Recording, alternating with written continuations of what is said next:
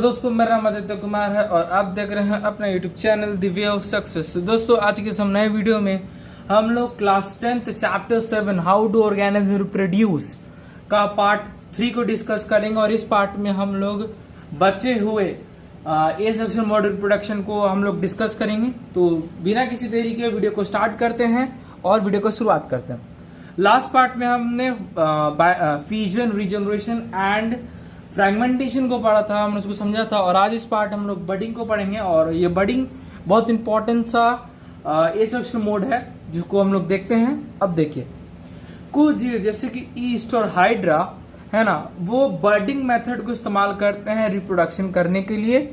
और वो क्या करते हैं, अपने पेरेंट, जैसे कोई पेरेंट बॉडी है ईस्ट का, वो ईस्ट क्या करेगा, अपने शरीर के ऊपर एक बल्ज को प्रोड्यूस करेगा और ये बल्ज फिर ग्रो करेगा सेल डिवीजन के थ्रू। ये ग्रो करते जाएगा और बर्ड का फॉर्मेशन करेगा।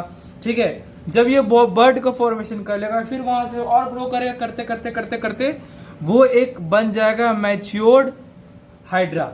तो जब हाइड्रा से यानी बल्ज शुरुआत करके वो बर्ड से बना, बर्ड से क्या बना, मैच्योर हाइड्रा बना। जब वो पूरी तरीके से हाइड्रा बन जाएगा, मैच्योर हो जाएगा, तो अपने पेरेंट बॉडी से यानी पेरेंट हाइड्रा से वो डिटैच होके वो अलग हो जाएगा, है ना।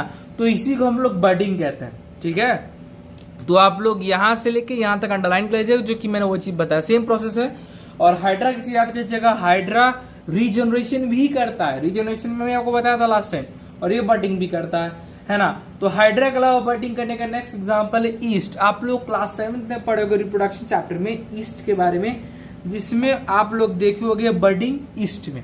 ठीक है, तो आपका पहला वेजिटेटिव प्रोपेगेशन दोस्तों हो गया है ना। नेक्स्ट हम लोग पढ़ते हैं वेजिटेटिव प्रोपेगेशन। पहला आपका बडिंग हो गया, जो चौथा मोड था। 5वां मोड हम लोग पढ़ेंगे वेजिटेटिव प्रोपेगेशन। अब ये होता क्या है, देखिए, जब प्लांट्स है ना, कुछ प्लांट्स ऐसे होते हैं ना जो कि डायरेक्टली सीड को प्रोड्यूस नहीं कर पाते, और चीज प्रोड्यूस भी होता है तो उससे प्लांट्स उगना बहुत मुश्किल होता है। तो वो उस टाइप के प्लांट्स ना मेनली वेजिटेटिव प्रोपेगेशन का इस्तेमाल करते हैं। उसमें प्लांट्स अपने पार्ट्स जैसे कि रूट, स्टेम और लीव्स, इन पार्टों से वो एक नया प्लांट का ग्रो करते हैं, है ना। और इसी मेथड्स को हम लोग वेजिटेटिव प्रोपेगेशन कहते हैं। इस मेथड से मेनली आप लोग पढ़े होंगे पहला ग्राफ्टिंग, नहीं तो पहले आप कभी पढ़े होंगे लेयरिंग। लेयरिंग अब पहली बार आप सुनोगे तो वो भी बताएंगे, लेकिन ग्राफ्टिंग आप लोग सुनेंगे। ग्राफ्टिंग में आप लोग पढ़े होंगे कि प्लांट जो होते हैं वो ग्राफ्टिंग में प्लांट्स जो होते हैं वो अपने पार्ट से, है ना, ग्रोथ करते हैं और न्यू प्लांट्स में कन्वर्ट हो जाते हैं इन एप्रोप्रिएट कंडीशंस। जैसे कि आम का पेड़ आप लोग देखे होंगे कि उस केस में क्या होता है कि उन प्लांट्स में हम लोग उसके पार्ट्स को काट करके, उसके पार्ट्स को जोड़ करके, चाहे लेयरिंग करके चाहे ग्राफ्टिंग करके हम लोग उसको उगाते हैं, है ना। जैसे कि आम का पौधा आप देखिए, उसकी कलिया को काट करके, दो प्रकार के आम का पौधा को उससे कलिया को काट करके उसे ग्रो करते हैं। ठीक है, चाहे शुगर केन, रोजेस, ग्रेप्स, ये सभी को हम लोग ऐसे ग्रो करते हैं according to agriculture process purposes, है ना, उसके थ्रू करते हैं। अब ये सोचने वाली बात है कि जब हम लोग वेजिटेटिव प्रोपेगेशन करते हैं, उसमें हम लोग ग्राफ्टिंग करते हैं, लेयरिंग करते हैं, तो उसमें फायदा क्या होता है किसानों का। देखिए, तो मेन फायदा ये होता है कि वैसे पौधे जो कि वेजिटेटिव प्रोपेगेशन के थ्रू उगाए गए हैं, उनमें फ्लावर्स एंड फ्रूट्स यानी फ्लावर्स एंड फ्रूट जल्दी बियर करते हैं, जल्दी उगते हैं, है ना। जो किसके मुकाबले की जो पौधे जो कि सीड्स के द्वारा उगाए गए, यानी सीड्स के द्वारा गए पौधे और वेजिटेटिव प्रोपेगेशन यानी ग्राफ्टिंग या लेयरिंग किए गए पौधे में जल्दी फ्रूट्स और फ्लावर्स लेयरिंग और ग्राफ्टिंग किए हुए प्लांट्स में उगते हैं। ठीक है, क्योंकि है ना उगते हैं और उनमें बीमारियां भी कम लगती है। ये एक तरीके से एडवांटेजेस हो गया। पूछ देगा what are the advantages of vegetative propagation, तो आपको बताना पड़ेगा बिकॉज क्योंकि उनमें लेयरिंग और ग्राफ्टिंग होता है इसीलिए। ठीक है, और इस प्रकार के मेथड्स में हम लोग, है ना, कई चीजों का प्रोपेगेशन करते हैं, जैसे कि बनानास, ऑरेंजेस, रोज, जैस्मिन, है ना, इन प्लांट्स में करते हैं क्योंकि ये अपना जो सीड का जो कैपेसिटी है प्रोड्यूस करने का, उसको लोग लूज करके, जैसे कि बनाना, इनमें सीड्स होते हैं, लेकिन उसके बाद भी नहीं हो पाते, क्योंकि मॉडर्न डे बनानास और ऑरेंजेस, जैस्मिन, रोज, इनके पास बीज होता ही नहीं है। तो हम लोग वेजिटेटिव प्रोपागेशन करके हम लोग उसको क्या करते हैं, ऐसे ग्रोथ करते हैं। ठीक है, और इसका ये भी होता है कि ये जेनेटिकली बहुत सिमिलर होते हैं अपने पेरेंट प्लांट से, और उनके कैरेक्टरिस्टिक्स भी सिमिलर होते हैं। तो आपका वेजिटेटिव प्रोपागेशन भी इजीली क्लियर हो गया है। हम लोग आगे बढ़ते हैं, है ना। आप लोग सुने हो ब्रायोफाइलम? तो ब्रायोफाइलम को जो लीफ होता है ना, अगर वो नीचे गिरता है तो वो इजीली क्या करता है, ग्रो कर पा जाता है, क्योंकि उसका पार्ट है लीफ। और लीफ में होता क्या है कि जब वो जमीन के अंदर गिरता है, जमीन में जब फॉल करता है, तो उस ब्रायोफाइलम के ऊपर न्यू प्लांट्स उग जाते हैं, और बर्ड्स के थ्रू से बर्ड्स उगेगा और बर्ड्स ग्रो करेगा, और तब जाके वो न्यू प्लांट उग जाएगा। ठीक है, अब नेक्स्ट है यहाँ पे टिश्यू कल्चर।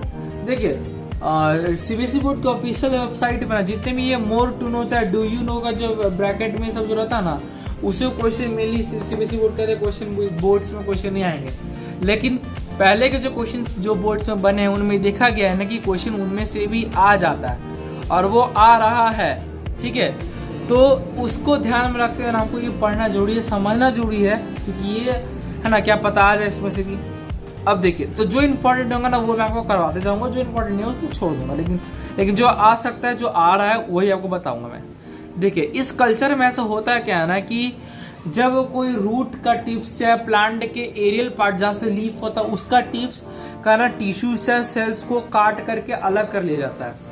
और उसमें होता है क्या था ना कि आर्टिफिशियल मीडियम में, है ना, सॉइल के अंदर उसको उस टिश्यू को चाहे उस सेल्स को रख दिया जाता है, जिससे चलते वो उस आर्टिफिशियल मीडियम में ग्रोथ करते हैं, है ना, और by the process of differentiation, जैसे हम लोग सेल डिवीजन कहते हैं, है ना, उनमें बदलाव आता है, वो ग्रोथ करता है, सेल्स में कन्वर्ट होते हैं, है ना, टिश्यूज में कन्वर्ट होते हैं with the disease free conditions, जिस कंडीशन में आपको कोई बीमारियां भी नहीं होती हैं, और एक न्यू प्लांट उग जाता है। तो इसी को लोग टिश्यू कल्चर कहते हैं, क्योंकि वो किसी टिश्यू चाहे सेल से ग्रो किया है। ठीक है, वो सब चीज है। तो आपका मेनली 5 हो गया, चौथा 5वां वेजिटेटिव प्रोपागेशन भी हो गया। छठा हम लोग पढ़ेंगे स्पोर फॉर्मेशन। ठीक है, ये पार्ट में यहीं तक पढ़ेंगे। ठीक है, और ये इंपॉर्टेंट भी है, तो सुनिए ध्यान से। कुछ सिंपल मल्टीसेलुलर ऑर्गेनिजम्स होते हैं, जैसे कि फंगी। आप लोग देखिए, कुछ आप ब्रेड रूट खाते होगे चाहे रोटी खाते होगे ना, तो आप फेंक देते होगे, और वो ब्रेड या रोटी जब बारिश होता होगा तो सर गड़ के उसके ऊपर ना एक ब्राउन कलर का तो ग्रीन कलर का पैचेस आता होगा। ठीक है, तो एक प्रकार का वो फंगी होता है जिसका नाम होता है राइजोपस। यहाँ पे लिखा होगा दोस्तों राइजोपस, है ना। ये जो राइजोपस होता है यही स्पोर फॉर्मेशन के थ्रू रिप्रोडक्शन करता है ना। इस राइजोपस के ऊपर वाला हिस्सा, ये जो पूरा हिस्सा दिख रहा है, इसको हम लोग हाइफा कहते हैं। क्या कहते हैं दोस्तों? Hypha. It is known as hypha, है ना। इसके देखिए, अब ये जो राइजोपस, इसके ऊपर थ्रेड लाइक स्ट्रक्चर होता है ना। इसके ऊपर ये थ्रेड लाइक स्ट्रक्चर दिख रहा होगा, जिसे हम लोग हाइफा कहते हैं। देखिए यहाँ पे हाइफा लिखा होगा, है ना। और ये जो पार्ट होता है ना, इसी पार्ट में आपको as a bulge like structure आपको दिख रहा होगा। इसको हम लोग कहते हैं स्पोरेंजिया। तो this bulb like tiny structure is called sporangia. और ये जो बल्ब्स होते हैं इन्हीं में ही स्पोर्स होता है, और ये जो स्पोर्स होता है विच कंटेन स्पोर्स, और यही स्पोर फॉर्मेशन करता है, रिप्रोडक्शन करता है। पूरे को हम लोग स्पोरेंजिया कहते हैं, और एक को स्पोरेंजियम कहते हैं। ये स्पोरेंजियम, पूरे को क्या कहेंगे? स्पोरेंजिया कहेंगे। ठीक है, ये राइजोपस के ऊपर डेवलप होता है, जिसके ऊपर एक टफ थिक वॉल्स होता है, जिससे वो कवर्ड होता है ना, और क्योंकि उसे प्रोटेक्ट कर सके। और ये जब ये, अब देखिए, कभी कभी होता है कहने कि जब इसके लिए ना रिप्रोडक्शन के लिए एजेंट चाहिए, जब कभी हवा चला, अच्छा इसके ऊपर पानी पड़ता है ना, तो इसका जो स्पोर्स होता है इस स्पोरेंजियम से अलग हो जाता है, अलग होके इधर उधर फैल जाता है। हवा चलेगा, उड़ के कहीं चला जाएगा, और वो कहीं जाके किसी मॉइस्ट सर्फेस पे जाकर बैठ जाएगा, और फिर उसके बाद वो वहां पे ग्रो करेगा। तो ये हो गया स्पोर फॉर्मेशन, यानी राइजोपस में हाइफा होगा, हाइफा के ऊपर स्पोरेंजिया होगा। एक स्पोरेंजिया में बहुत सारे स्पोरेंजियम होंगे, और उसी स्पोरेंजियम में स्पोर्स होंगे। ये स्पोर फॉर्मेशन के थ्रू उड़ के कहीं जाएंगे, एजेंट के थ्रू कहीं बैठेंगे, फिर वहां पे ग्रो करेंगे, और बहुत सारा राइजोपस बनेगा। ठीक है, तो क्वेश्चन पूछता है यहाँ पे, इस ड्यूरिंग स्पोर फॉर्मेशन, जब ये हाइफा से जब स्पोर्स बन रहे होते हैं और वो रिप्रोडक्शन का ग्रोथ करते हैं, तो स्पोर फॉर्मेशन का फायदा क्या है, बेनिफिट्स क्या है? तो बेनिफिट्स हम लोग कह सकते हैं कि वो बहुत सारे दूर दूर तक फैल जाते हैं, ग्रो करते हैं इजीली, है ना। एक बार में बहुत सारे राज्यों पर बन सकता है, एजेंट कहीं मिल जाएगा, किसी भी कंडीशन में मिले एप्रोप्रिएट कंडीशंस को बना लेते हैं और फिर वो वहाँ पे इजीली ग्रो कर लेते हैं, है ना। तो आपका ये तीनों जो था बर्डिंग, वेजिटेटिव प्रोपगेशन, स्पोर फॉर्मेशन, तीनों मैंने क्लियर कर दिया, समझा दिया, एसेक्सुअल मोड रिप्रोडक्शन खत्म कर दिया। आगे बढ़ने से पहले आप लोग एसेक्सुअल मोड रिप्रोडक्शन का कुछ डेफिनेशन जान लीजिए, जो कि बहुत सिंपल सा डेफिनेशन है। यहाँ पे देख लीजिए, when a single parent involve to produce individuals, चाहे ऑफस्प्रिंग चाहे यंग वंस, आप इंडिविजुअल लिखिए, ऑफस्प्रिंग लिखिए, चाहे यंग वंस लिखिए। जब एक सिंगल पेरेंट खुद से ही किसी बच्चे को प्रोड्यूस करता है उस हम लोग एसेक्सुअल मोड रिप्रोडक्शन कहते हैं, जो कि हमने अभी पढ़ा, ठीक है। तो आप लोग उसमें इंडिविजुअल लिख सकते हैं, ऑफस्प्रिंग लिख सकते हैं, चाहे यंग वन लिख सकते हैं इजीली, ठीक है। यहाँ पे कुछ इंटरनल क्वेश्चन है जिसको हम लोग डिस्कस करना है, 5 क्वेश्चन है ना। वैसे हम लोग इंटरनल क्वेश्चन का अलग से वीडियो लाएंगे, लेकिन आप लोग इस इंटरनल क्वेश्चन को भी देख लीजिए, समझ लीजिए, ठीक है दोस्तों। पहला क्वेश्चन है, how does binary fusion differ from multiple fusion? Binary fusion multiple fusion से कैसे डिफरेंट होता है? तो इसका आंसर आपको पता ही है कैसे होता है, क्योंकि बाइनरी फ्यूजन में 2 न्यू डॉटर सेल्स प्रोड्यूस होते हैं, मल्टीपल फ्यूजन में बहुत सारा होते हैं, है ना। How will an organism be benefited if it reproduce through spores? तो जब कोई ऑर्गेनिज्म स्पोर फॉर्मेशन के थ्रू रिप्रोड्यूस करता है, उनमें क्या बेनिफिट होता है? तो पहली बात, वो किसी भी अनअप्रोप्रिएट कंडीशंस में भी उग जाते हैं, वो एक साथ बहुत सारे प्रोड्यूस होते हैं, बहुत सारे प्लांट्स एक साथ फंगी उगेंगे, है ना। तो ये सब हो गया, तो ये सब चीज हो गया, और वो इजीली किसी भी एजेंट के थ्रू ट्रैवल करें, किसी एक मॉइस्ट जगह पे जाकर बैठेंगे और फिर वो वहां पे जाके ग्रो हो जाएंगे। ये कुछ बेनिफिट्स था। तीसरा क्वेश्चन है, can you think of reasons why more complex organism can not give rise to new individuals through regeneration? क्या आप सोच सकते हो कि कोई मल्टीसेल ऑर्गेनिज्म, कोई कॉम्प्लेक्स ऑर्गेनिजम्स रीजनरेशन के थ्रू अपने न्यू यंग वन को प्रोड्यूस क्यों नहीं कर सकता? तो सोचिए, रीजनरेशन में क्या कंडीशन था? पहली बात करने से उसके पास स्पेशलाइज्ड सेल्स होना चाहिए, इवॉल्व होना चाहिए, है ना। उसको बाहर से कुछ कट करेगा तभी वो ग्रो करेगा। तो हमारा शरीर जो है, जैसे कि हम ह्यूमंस, हम कॉम्प्लेक्स ऑर्गेनिजम्स, हम अभी भी ग्रो कर रहे हैं, अभी भी इवॉल्व कर रहे हैं, ठीक है, अभी भी ग्रो कर रहे हैं, अभी भी इवॉल्व कर रहे हैं, जिस चलते हमें रीजनरेशन नहीं हो सकता, और हम अपने पार्ट्स को काटेंगे तो हम खुद ही मर जाएंगे ना। तो हमें कैसे होगा रीजनरेशन? इसलिए हम शरीर में नहीं होता। और पहली बात, रीजनरेशन सिंपलर मल्टीसेलुलर में होता है, कॉम्प्लेक्स मल्टीसेलुलर में नहीं होता है, ठीक है। ये सब चीज नोटिस करने वाला चीज है।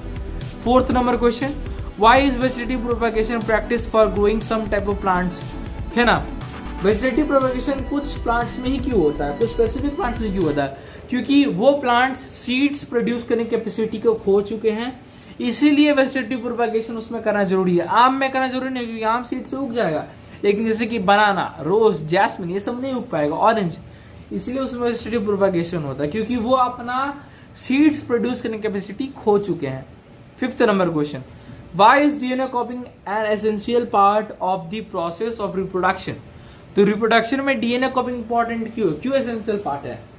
देखिए, अगर डीएनए कॉपिंग नहीं होगा तो जो जेनेटिक्स है बच्चे का, वो माता पिता से मैच नहीं करेगा, ठीक है। जो माता पिता का शरीर में जो इंफॉर्मेशन है डीएनए में, वो ऑफस्प्रिंग में नहीं जाएगा। जब डीएनए कॉपी नहीं होगा तो सेल एपेरेटस नहीं होगा, उसमें ना कोई वेरिएशन होगा, तो बच्चा भी इजीली डेथ कर जाएगा, ना उसमें इवोल्यूशन होगा, क्योंकि उसमें वेरिएशन आएगा ही नहीं। इसीलिए डीएनए कॉपिंग एसेंशियल है किसी भी रिप्रोडक्शन में, किसी भी ऑफस्प्रिंग को जन्म लेते वक्त, ठीक है। तो मैं उम्मीद कर दूंगी आपको एसेक्सुअल मोड रिप्रोडक्शन समझ में आ गया होगा। अगर वीडियो समझ में आया होगा आपको, तो ये पार्ट को लाइक करके, चैनल को सब्सक्राइब करके दोस्तों में जरूर शेयर कीजिएगा और कमेंट जरूर से कीजिएगा। तो वीडियो को यहीं एंड करते हैं। जय हिंद, जय भारत।